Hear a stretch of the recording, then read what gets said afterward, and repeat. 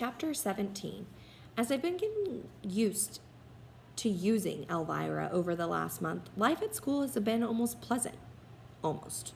I can ask Connor about a TV show that came on the night before or tell Jessica that I like her new shoes. It's been snowing, just flurries, almost every day.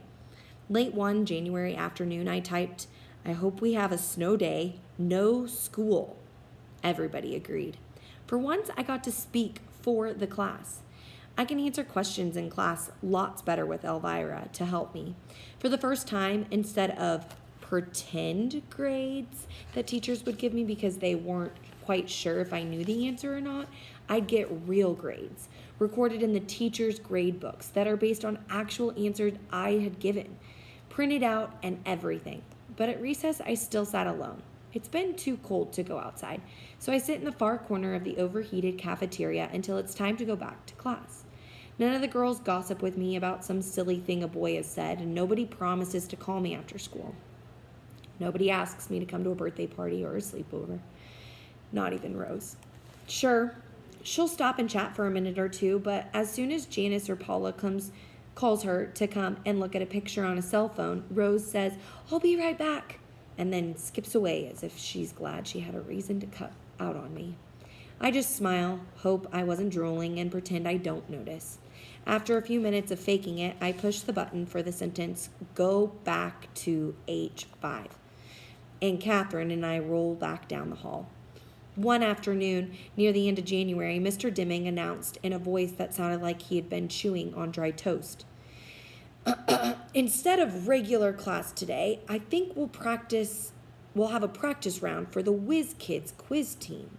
Everybody cheered, because otherwise we would have had a lesson on the Sahara Desert. Talk about toasty and dry. Every year, our school sends a team to Whiz Kids competition. The local rounds with teams from elementary schools all around the city and county are held downtown at a hotel. Last year, our school got a second place in the whole district. The principal was so proud, she bought pizza for the entire school, even though the team was only for grades 4, 5, and 6. The first place teams from across the state go to Washington, D.C. for nationals. It's televised, and it's a really big deal. Rose scooted her desk closer to mine. "I was on the Whiz Kids team last year," she told me. "I know," I typed. "You're smart." She beamed and then leaned closer. "Connor will probably get picked again, too.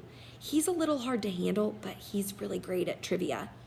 I glanced over. Connor was boasting to his friends about last year's competition. "Hey, you ought to see the room in the hotel where they hold the contest. Gold chandeliers, rich-looking stuff everywhere, and the kids from all over looking smart. But we smoked them all." "All but one team, dude," Rodney shouted good-naturedly.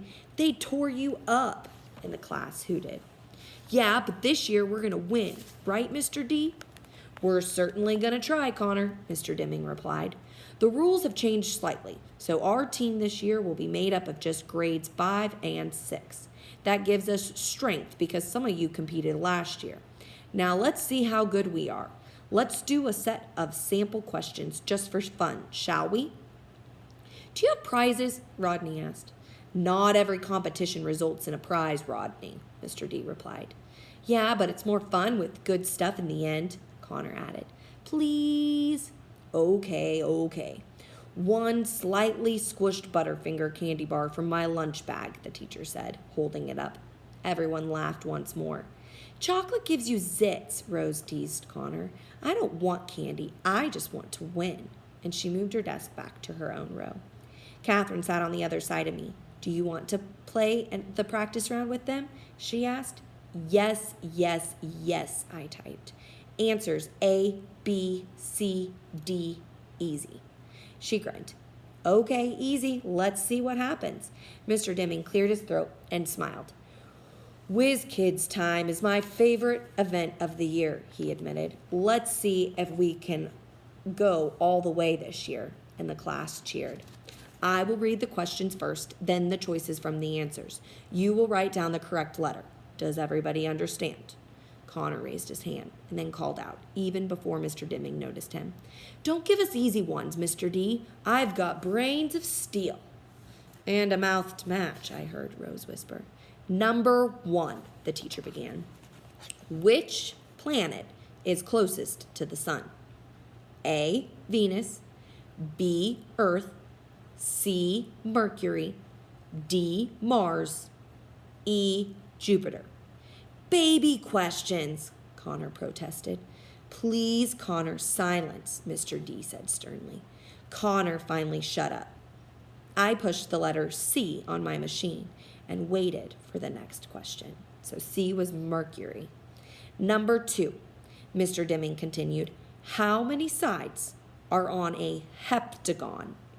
A, 4, B, 6, C, 7, D, 8, E, 9. I typed in the letter C for 7 again. Would the same letter come up twice in a row? I thought to myself. Why not? I knew I was right. Question number 3, Mr. Dimming said. How long is one regular term for a U.S. representative? A, 1 year, B, 2 years, C, 3 years, D, 4 years, E, 6 years. That one could be tricky. Seems like the same politicians are on the news all the time. But I typed in B for 2 years as my answer. Mr. D gave us 50 questions in all. Several were math problems, others had to do with science and grammar.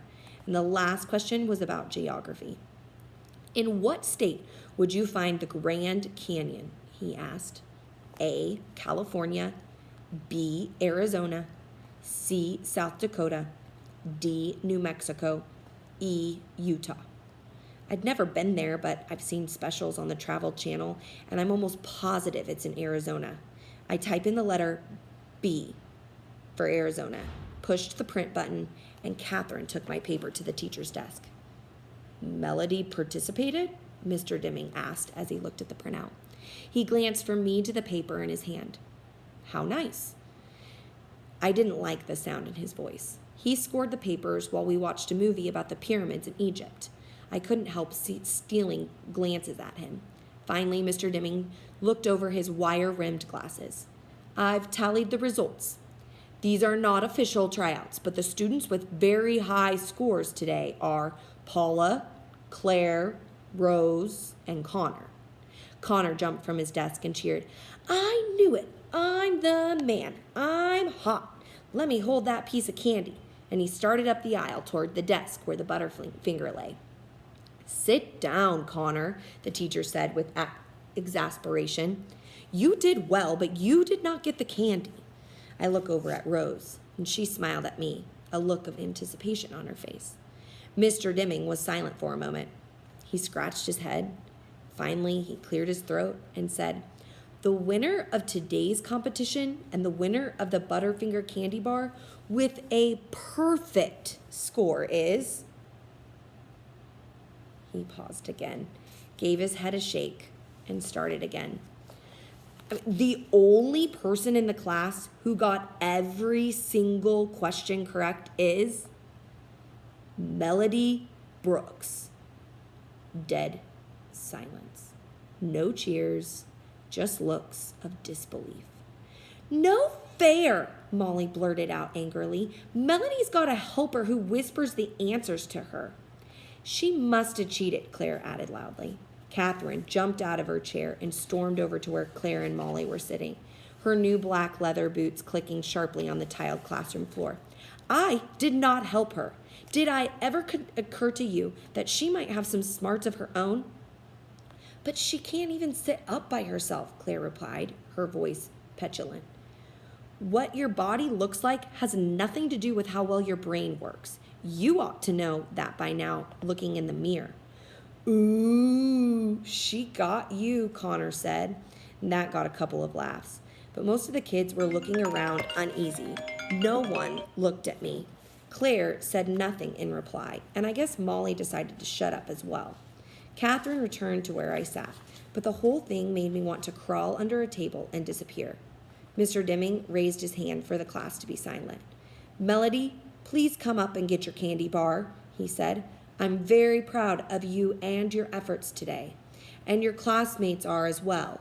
Let's all give Melody a round of applause.